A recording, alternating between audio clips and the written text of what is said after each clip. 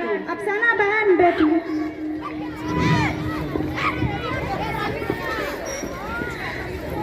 अफसाना बहन, आपकी तालीम कहाँ तक हुई? खुशबू बहन, माशाअल्लाह मैंने आलिमा कोर्स पूरा कर लिया है। अच्छा, मैं तो समझ गई। अब तो तुम खूब फतवे देती हो। क्या मतलब खुशबू बहन? मैंने समझा नहीं, तुम क्या कहना चाहती हो?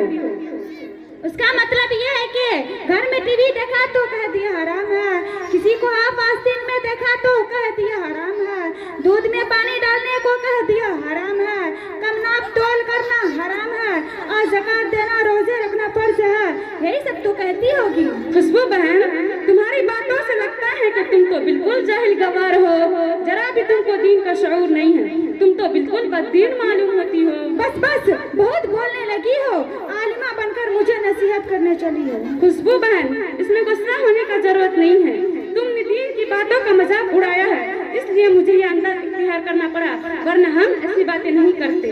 अच्छा, तो तुम मौलानी बन गई हो? जी हाँ खुशबू बहन, मैं मौलानी बन गई हूँ। बोलो, कुछ कहना चाहती हो?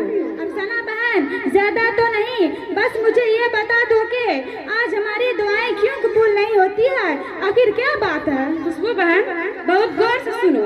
एक बुजुर्ग फरमाते हैं कि 7 चीजें तुम्हारी दुआ को ऊपर नहीं जाने देती, जिसकी खातिर तुम्हारी दुआ कबूल नहीं हुई। जल्दी से बताओ वो 7 चीजें क्या है जिनकी वजह से हमारी दुआएं कबूल नहीं होती है? खुशबू बहन, पहली बात तो ये है कि तुमने अल्लाह को नाराज कर रखा है, इसको राजी करने की कोशिश नहीं करते। दूसरी बात तो ये है कि कुरान पढ़ते हैं मगर उस पर अमल नहीं करते। तुमने बिल्कुल सच फरमाया। तीसरी बात तो ये है कि अल्लाह का बंदा होने का दावा करते हो लेकिन अमल उसके खिलाफ करते हो। बंदा तो वो है जो हर हाल में अल्लाह का फरमा बरदार हो। चौथी बात क्या है वो भी बता दो। खुशबू बहन, चौथी बात तो ये है कि हम हुजूर सल्लल्लाहु अलैहि वसल्लम के आशिक और उम्मती होने का दावा करते हैं और अमल दुश्मनों जैसे करते हैं। ये झूठी मोहब्बत नहीं तो क्या है? इसमें कोई शक नहीं कि आज तो हमारा यही हाल है। अस्सलामु अलैकुम व रहमतुल्लाहि व बरकातुहू। व अलैकुम अस्सलाम व रहमतुल्लाहि व बरकातुहू। पांचवी बात यह है कि हम जुबान से कहते हैं कि अल्लाह की नजर में दुनिया की हकीकत मच्छर के पर के बराबर भी नहीं, लेकिन बहन दिलों का हाल बिल्कुल उल्टा है। छठी बात यह है कि तुम्हारी जुबान पर तो है कि दुनिया फानी है, लेकिन तुम्हारे अमल से मालूम होता है कि हमेशा यही रहना है। हम जानते हैं आखिरत दुनिया से बेहतर है, लेकिन कोई आखिरत बनाने की फिक्र नहीं करते। तो भला बताएं हमारी दुआएं कैसे कबूल होंगी? जी, आप दोनों ने तो बहुत अच्छी बातें बताई है, इसमें कोई शक नहीं कि आज मर्दों ख्वातीन में अमल नाम की कोई चीज नहीं, अमल है भी तो अखलास नहीं है। खुशबू बहन, एक हदीस और सुनो। एक सहाबी ने प्यारे नबी सल्लल्लाहु अलैहि वसल्लम से अर्ज किया कि मैं दुआ करता हूँ लेकिन कबूल नहीं होती।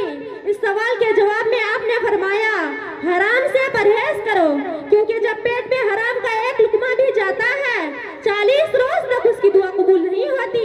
सुना बहन तुमने, 40 रोज तक उसकी दुआ कबूल नहीं होती।